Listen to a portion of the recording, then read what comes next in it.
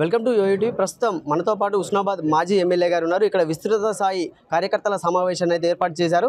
సార్ని అడిగి తెలుసుకుందాం. సీఎం రేవంత్ రెడ్డి గారు కేసీఆర్ మీద తీవ్ర విమర్శలు అయితే చేశారు. చెప్పండి సార్, అసలు కేసీఆర్ గారి మీద రేవంత్ రెడ్డి గారు తీవ్ర విమర్శలు చేశారు. దీని గురించి మీరు ఏం చెప్తారు? రేవంత్ రెడ్డి గారికి అట్లా మాట్లాడే అలవాటున్నది. వారు ఇంకొకటి ఏం సూచన చేస్తున్నారు, మేము కూడా వారి గురించి అట్లా మాట్లాడాలని చెప్పి సూచన చేస్తున్నారు. ఇంతటితోనే ఆపితే మంచిది. రేవంత్ రెడ్డి గారు కేసీఆర్ గారి గురించి తప్పుడు మాటలు కనుక ఇంకా ముందు మాట్లాడుతుంటే మరి మాకు కూడా నోరున్నది. బీఆర్ఎస్ పార్టీ కూడా చాలా బలంగానే ఉన్న స్టేట్ లోపల. కేవలం 0.9%తో మీరు ప్రభుత్వం ఏర్పాటు చేసిండ్రు.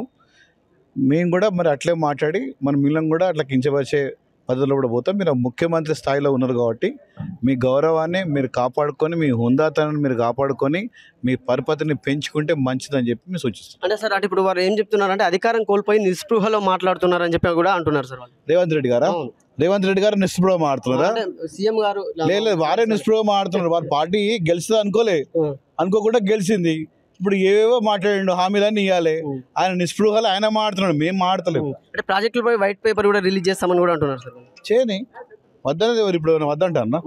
ఎవరు వద్దంటలేం కదా. వైట్ పేపర్ రిలీజ్ చేయాలి కదా, పబ్లిక్ కూడా తెలుస్తుంది కదా ఏమవుతుంది. అది ఒకటే మాట మాడతాను. ఎండాకాలం వచ్చింది, నా నియోజకవర్గం లోపల ఇవాళ కొన్ని ఊర్లలో భూగర్భ జలాలు అడుగంటూ పోతున్నాయి.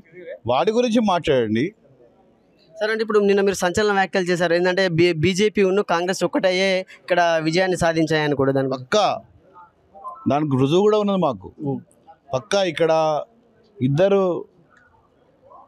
కాంగ్రెస్ పార్టీ నుంచి వెళ్ళి కాంటాక్ట్ చేసిన ఇప్పుడు మన మంత్రి గారు, బీజేపీ నుంచి వెళ్ళి టికెట్ తీసుకొచ్చుకున్న వారు ఇద్దరు కూడా ఒకప్పుడు ఏ పార్టీలో ఉండ్రి? కాంగ్రెస్ పార్టీలో ఉండ్రి.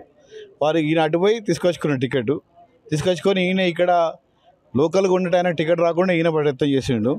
కాబట్టి ఇద్దరు కలిసి మేమే ఉండాలి అని చెప్పి బీజేపీ పార్టీ, నిజంగా చెప్తాను, బీజేపీ పార్టీకి వాళ్ళ ఓట్లు పడ్డాయంటే కేవలం వాళ్ళ సంస్థాగతంగా బీజేపీ ఉన్న వాళ్ళు మాత్రమే బీజేపీకి ఓటేసింది తప్ప ఈయనే ఒక ఓటు నాకు వేయండి అని చెప్పి అర్థించలేదు. కాబట్టి కుమ్ముక్కైందని మేము ఆడుతున్నాం. పార్లమెంట్ ఎన్నికల్లో ఎన్ని సీట్లు గెలిచే అవకాశం ఉంది? 16 గెలుస్తాం, ఒక్కటి తప్ప.